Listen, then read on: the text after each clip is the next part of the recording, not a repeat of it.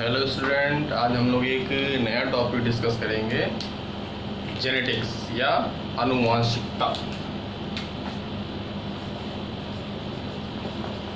Genetics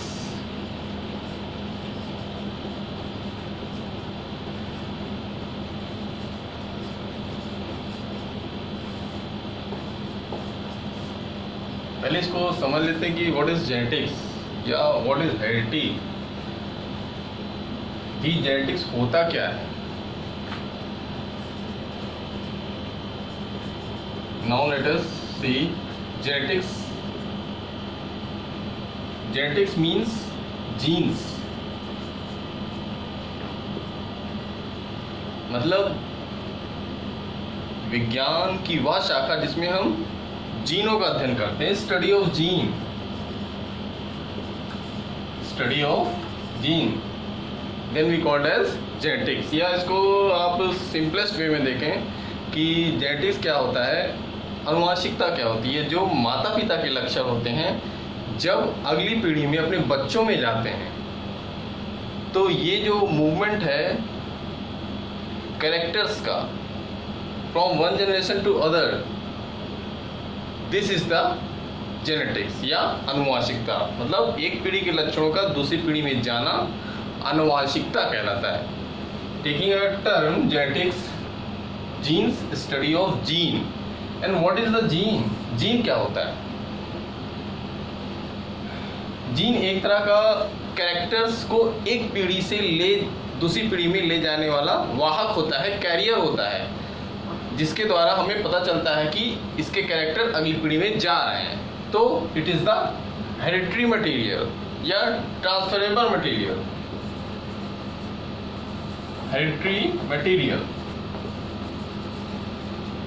ठीक है, इतना समझ में आया कि जेनेटिक्स की टर्मिनोलॉजी क्या कहती है। Study of gene, the science which deals with the study of genes and character goes from one generation to other, that is genetics या आनुवांशिकता। ठीक है, अभी हम इसको डिस्कस करेंगे व्हाट इज जीन। पहले इसका थोड़ा ब्रीफिंग कर दें कि आनुवांशिकता की खोज एक साइंटिस्ट थे जिसे कहते हैं Gregor John Mendel. Gregor John Mendel, इनको फादर ऑफ जेनेटिक्स भी कहा जाता है,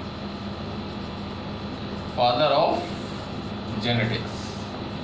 ठीक है, मतलब आनुवांशिकता के पिता। कभी एग्जाम पूछ लिया जाता है कि who is the father of genetics, then it is the Gregor John Mendel. ठीक है, क्लियर? तो ये हो गई जेनेटिक्स की बात है। अब जीन्स, क्योंकि जेनेटिक्स को समझने के लिए कुछ इसकी टर्मिनोलॉजी है, कुछ शब्दावली है जो केवल इसी टॉपिक में डिस्कस किया जाता है। अगर आप उसको नहीं समझेंगे तो आपको उतनी चीज़ें क्लियर नहीं होंगी। तो सबसे पहले हम जीन्स को ही देखते हैं। हम जानते हैं कि जो लाइफ की यूनिट होती है वो क्या होती है? कोशिका।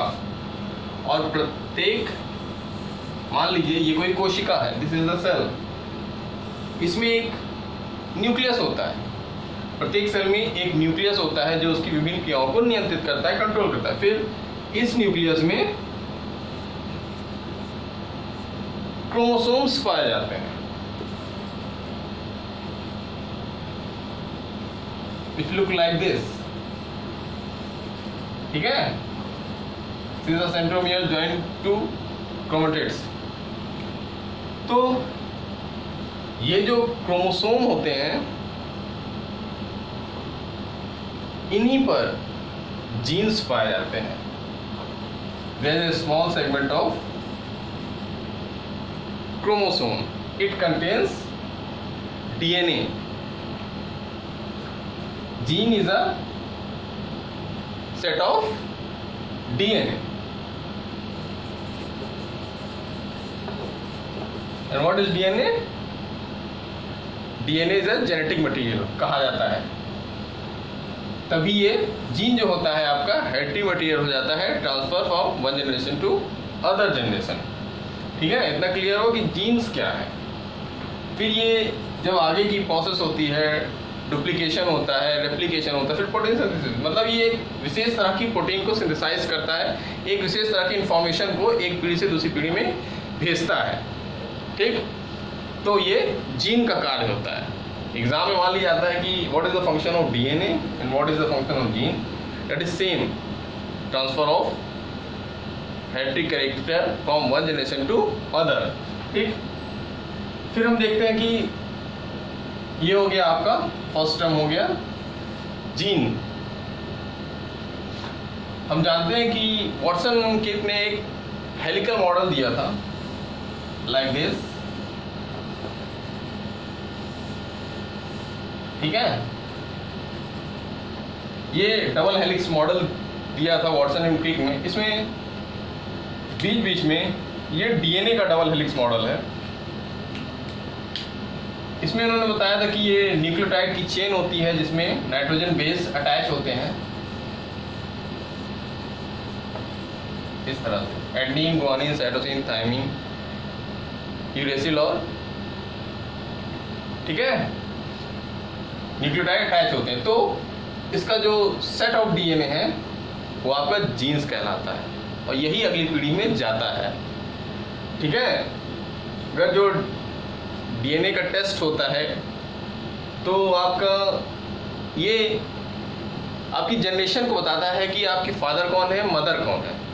तो ये उस जनरेशन में सेम होता है, मतलब with the tracing of DNA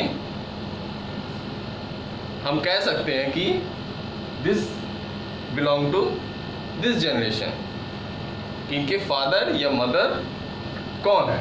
ठीक, तो इतनी बात क्लियर हुई कि what is gene, what is DNA and what is the position of the gene on the chromosome. ये हो गई जनरल टर्मिनोलॉजी है। जेनेटिक्स पढ़ने से पहले ये सब टर्मिनोलॉजी जानना जरूरी होता है। Then move on alleles. Alleles, अब ये क्या होता है? जो आपके एलील्स होते हैं ये इसी के पॉसिबल फॉर्म्स होते हैं, किसके, जीन्स के, कि इतने संभावित रूप हो सकते हैं इस कैरेक्टर के। ठीक है, मतलब पॉसिबल फॉर्म ऑफ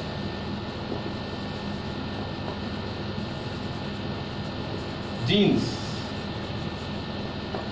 ठीक, अब जैसे हम एक एग्जांपल लेते हैं, जैसे आप किसी भी चीज का कैरेक्टर, जैसे मान लीजिए कलर का ले लिया, स्किन का कैरेक्टर ले लिया, स्किन कलर, ये एक कैरेक्टर है जो जीन्स कैरी करता है। ठीक, इसमें क्या होता है, स्किन का हम कैरेक्टर लेते हैं कि कई तरह की स्किन होती है, कुछ लोग गोरे होते हैं, कुछ लोग काले होते हैं, कुछ लोग ब्राउनिश होते हैं। तो different form of gene then we called as allele. समझ में आया? कहने का मतलब कई रूप होते हैं जीन्स के और उसी को हम एलील्स कहते हैं। समझ में आ रहा है? थोड़ा टिपिकल है, इसलिए इसकी टर्मिनोलॉजी को जानना बहुत ज़रूरी है। अगर आप टर्मिनोलॉजी नहीं जानेंगे तो ये पूरा आपका जो चैप्टर है या टॉपिक है वो क्लियर नहीं होगा। आप इसी में घूमते रहेंगे, what is gene, what is allele, तो it is related with each other. Genes क्या होता है, एलील क्या होता है। ठीक है, इतना समझ में आया कि possible form of gene, different form of gene. कोई भी कलर ले लीजिए, आप एक सिंपल कैरेक्टर की बात कर रहे हैं, आप कोई भी कैरेक्टर ले सकते हैं। कुछ लोग छोटे होते हैं, कुछ लोग बौने होते हैं, कुछ लोग काफ़ी लंबे होते हैं, ये कैरेक्टर है। तो इस तरह से हमने देखा एलील्स के बारे में। फिर आप एक टर्म और आता है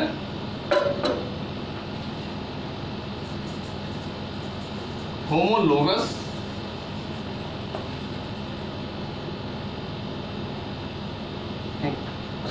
होमोजाइगस। होमोलोगस भी है, पहले होमोजाइगस को देख लेते हैं, और हेट्रोजाइगस। ठीक है, इसमें क्या होता है, होमो मीन्स होता है सेम, जैसे हम कोई क्रोमोसोम लेते हैं,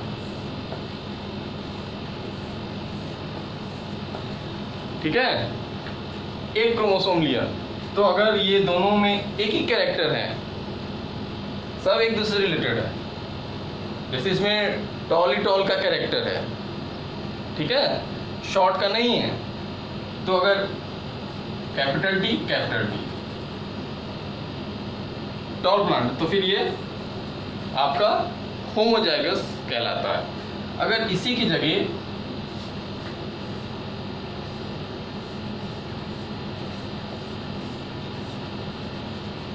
टी हो जाए, स्मॉल टी हो जाए, तो वो हेट्रोजाइगस कहलाता है, ठीक है। होमोजाइगस और हेट्रोजाइगस, समयुग्मी और विषमयुग्मी, ठीक, क्लियर, ये हो गया। अब जो मेंडल ने अपने कुछ लॉज दिए थे, एक और टर्म देख लेते हैं जो एसेंशियल है। एक आता है आपका मोनोहाइब्रिड क्रॉस, मोनोहाइब्रिड क्रॉस या एक संकर फर्टिलाइजेशन,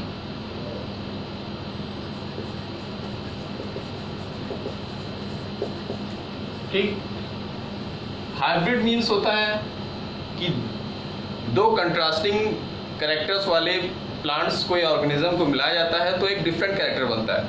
इस प्रोसेस को हाइब्रिडाइजेशन बोलते हैं, और जो बनता है संकर प्रजाति उसे हम हाइब्रिड कहते हैं। जैसे आपकी बहुत से जो फल होते हैं, एक हम एग्जांपल ले लेते हैं खीरे की वैरायटी, बहुत सी आपकी हाइब्रिड वैरायटी आती है, तो वो डिफरेंट एटमॉस्फेयर में रहने वाले पौधों को क्रॉस कराया जाता है, फिर एक वैरायटी डेवलप होती है जो एनवायरनमेंट में सरवाइव कर सकती है, तो वो हाइब्रिड वैरायटी कहलाती है। मतलब उसमें हार्मफुल इफेक्ट भी होंगे और बेनिफिशियल इफेक्ट भी होंगे, तो वो आपकी संकर प्रजाति कहलाती है। हम देखते हैं मोनोहाइब्रिड क्रॉस क्या होता है। मोनो का मतलब होता है एक, single. When we consider of one character, वो चाहे जो, जैसे हम प्लांट की साइज ही ले लेते हैं, प्लांट साइज की पौधा जनरली हम ले लेते हैं कि लंबा भी हो सकता है और बौना भी हो सकता है, टॉल एंड ड्वार्फ। तो यहां हमने केवल एक ही कैरेक्टर लिया, ठीक है, और दो जातियों के प्लांट के एक ही कैरेक्टर को हम आपस में हाइब्रिडाइजेशन करवाएंगे। समझ में आ रहा है कि मतलब कहने का मतलब होता है कि यहाँ पे केवल और केवल एक कैरेक्टर को कंसीडर करते हैं, तो then we called as cross occur, this is a monohybrid cross. समझ में आ रहा है कि क्या मतलब है कहने का। इसको अगर हम देखते हैं, अगर इसका रेशियो बनाते हैं, क्योंकि जब हम लॉ पढ़ेंगे मेंडल्स के 3 लॉ, तो इसमें आपके यही सब कैरेक्टर्स आएंगे कि ये सब टर्मिनोलॉजी आपको बार बार वहाँ पे देखने को मिलेगी। Monohybrid cross, dihybrid cross, alleles, genes, ठीक है, तो इसको जानना जरूरी है। अगर हम टॉल प्लांट ले लेते हैं, ठीक, एक टॉल हो गया और एक ड्वार्फ। टॉल को हम कैपिटल टी में कर दे रहे हैं और स्मॉल को हम स्मॉल टी में रिप्रेजेंट कर दे रहे हैं। फिर जब हम इसका क्रॉस कराते हैं तो क्या होता है,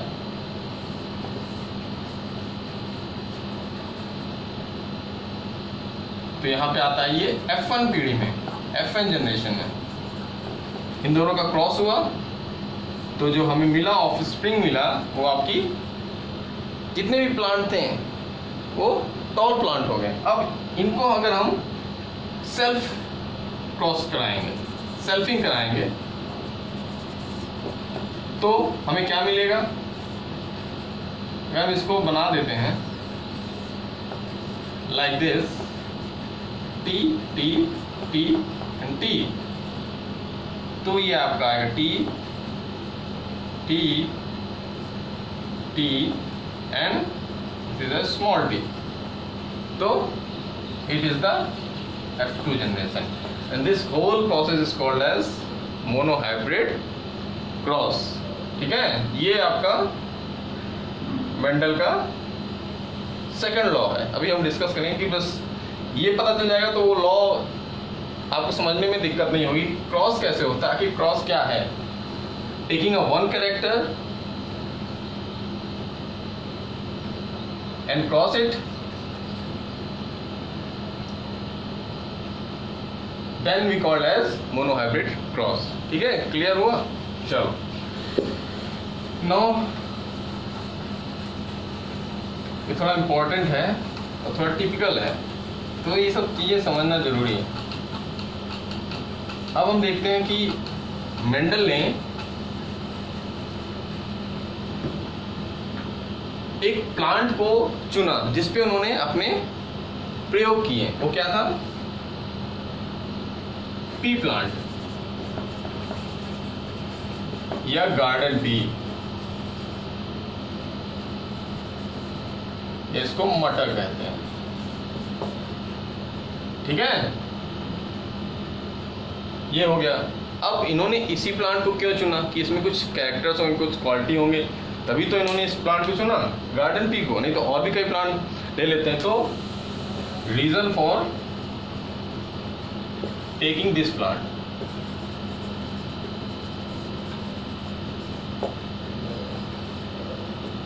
पहला है कि इसमें इसकी जो लाइफ स्पैन है, मतलब बहुत जल्दी ये डेवलप कर जाता है। इसका जीवन काल है 1 वर्ष का होता है, इसमें ही सारी ग्रोथ हो जाती है। शॉर्ट लाइफ स्पैन,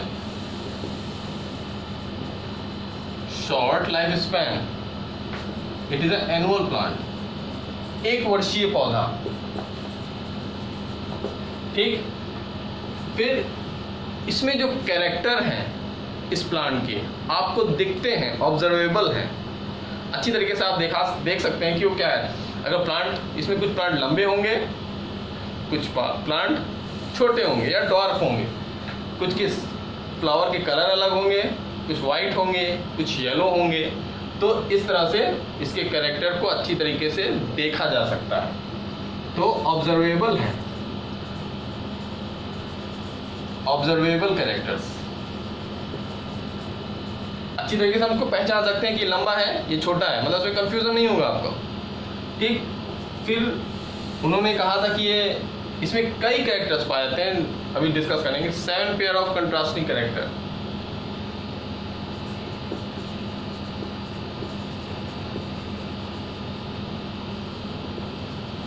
कैरेक्टर्स, मतलब ये कैरेक्टर क्या है? वही जो हमने अभी डिस्कस किया। ऑब्जर्वेबल कैरेक्टर्स क्या है? मतलब इजली वे में ये दिख जा रहे हैं। कौन से कैरेक्टर हैं? जैसे प्लांट लंबा है, सबसे पहले हम कौन कौन से कैरेक्टर? पहले प्लांट साइज, प्लांट की जो साइज है, मतलब वही लंबा है कि छोटा है, टॉल या ड्वार्फ। ठीक है, फिर आता है आपका प्लांट के बाद आगे। अब फ्लावर का लेते हैं। इस प्लांट में फ्लावर कैसे दिखते थे? फ्लावर कलर, ठीक है, ये कैसे दिखते थे? ये आपके येलो थे और वाइट। ठीक है, मतलब इजली वे में आप इसको पहचान सकते हैं देख के कि वो काला है, वो सफ़ेद है, या सफ़ेद है और पीला है।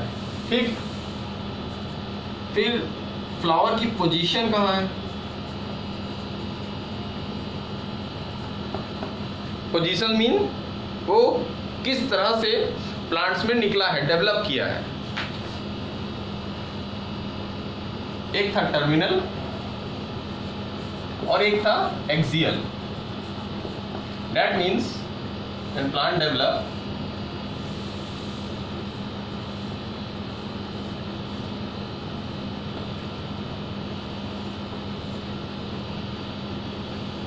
If flower come this then it is called as terminal, मतलब अग्रस्त भाग में, अग्र भाग में पाया जाता है। और अगर यहां पे पाया जाएगा तो वो एक्सिस है ना, तो उसी से एक्सियल आता है, अक्षीय, एक्सियल। ठीक, ये क्लियर हुआ। टर्मिनल और एक्सियल का क्या मतलब है यहाँ पे? अग्रस्त और अक्षीय फ्लावर का जो लोकेशन है, ये हो गया। फ्लावर की पोजीशन हमने देख लिया, फ्लावर का कलर हो गया। फिर इस प्लांट के जो सीड हैं वो क्या थे? सीड का कलर,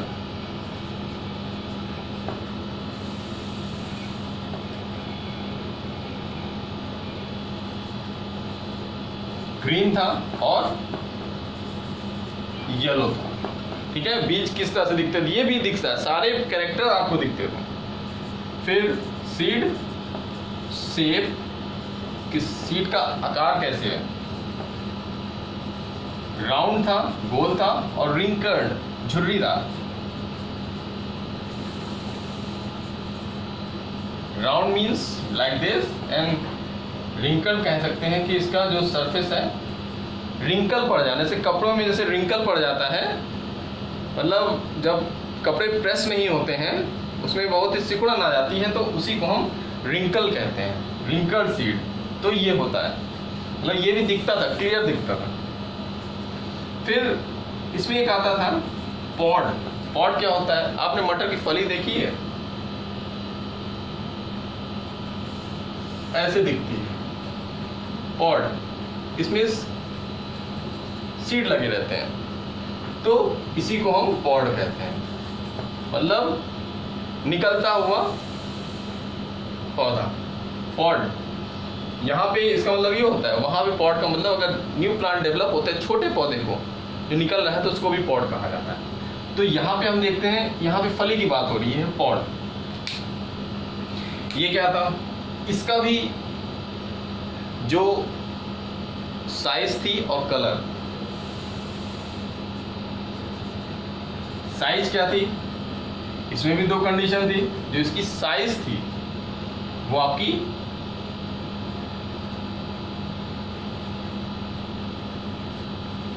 स्मूथ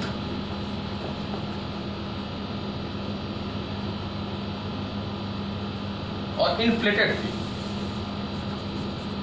ठीक, तो इस तरह से पॉड का आकार था, ये ऐसे भी दिखता था कैट, और ये स्मूथ भी दिखता था। फिर आपका आता है इसका कलर, पॉड कलर, ये भी आपका ग्रीन और क्या था? येलो। ठीक, तो 1 2 3 4 5 6 7, तो इस तरह से जो प्लांट के कैरेक्टर उन्होंने लिया, 7 पेयर ऑफ कंट्रास्टिंग कैरेक्टर ये थे। ठीक है, आई थिंक यहाँ पे वाइट है, देख लीजिएगा। ठीक, चलो, तो इस तरह से उन्होंने 7 पेयर ऑफ कंट्रास्टिंग कैरेक्टर लिया। Why Mendel select this plant and this is the reason कि 7 pair of contrasting character, observable character था और सारी चीजें थी उसमें जो उन्होंने बताई।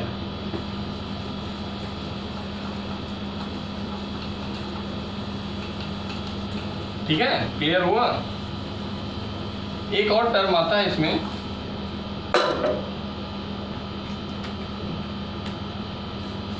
फिनोटिपिक रेशियो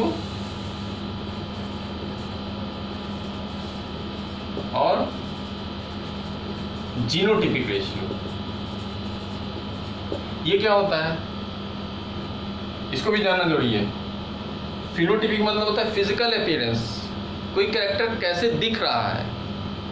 आप इजीली वे में कह सकते हो कि ये फ्लावर ग्रीन कलर का है ये येलोइश कलर का है, या ये वाइट है, ये रेड है, तो फिजिकल अपीयरेंस ऑफ एलील्स या जीन्स।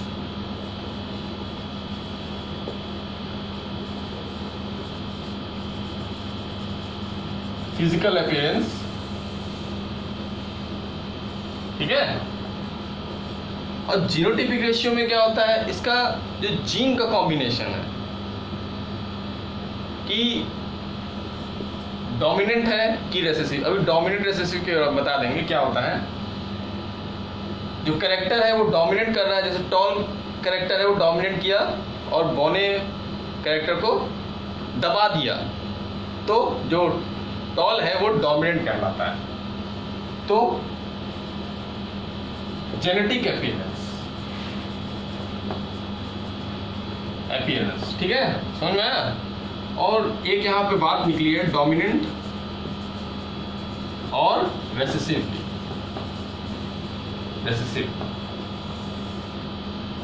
प्रभावी और अप्रभावी, ये अक्सर इस टॉपिक में डिस्कस किया जाए कि ये एलील डोमिनेंट है और ये रेसेसिव है, ठीक है। जनरली हम देख लेते हैं कि जब T और T मिलते हैं तो F1 पीढ़ी में ये बनता है, ठीक है। तो जिसमें T आपका डोमिनेंट हो गया और स्मॉल t आपका रेसेसिव हो गया, क्योंकि इसमें जब हम इस ऑफस्प्रिंग को देखेंगे तो हमें ये लंबे पौधे दिखाई देते हैं, इसकी फिजिकल अपीयरेंस लंबी दिखाई देगी, तो हम कहेंगे कि इस T के होने पर भी ये अपने कैरेक्टर को शो करता है, एक्सप्रेसिबल है, तो उस कैरेक्टर को हम डोमिनेंट कैरेक्टर कह सकते हैं या डोमिनेंट एलील कह सकते हैं, ठीक है। तो आई थिंक इतनी टर्मिनोलॉजी आनुवांशिकता के लिए जानना जरूरी है। अब हम आगे नेक्स्ट लेक्चर में डिस्कस करेंगे कि इसके लॉस क्या हैं, लेकिन जो आपने आज देखा कि जेनेटिक्स क्या है, इसके फादर ऑफ जेनेटिक्स कौन है, फिनोटाइपिक रेशियो क्या है, जीनोटाइपिक रेशियो क्या है, ठीक है, क्लियर हो रहा है। फिर हमने देखा था होमोजाइगस, हेट्रोजाइगस, जीन क्या है, उसकी पोजीशन कहाँ है, जीन का क्या कार्य होता है। तो ये सब जो हमने आज डिस्कस किया है बहुत इंपॉर्टेंट है, इसकी टर्मिनोलॉजी ही समझना मेन है। अगर आपको टर्मिनोलॉजी समझ में आ गया तो इजी वे में उसके लॉस क्लियर हो जाएंगे। ओके बच्चों, थैंक यू।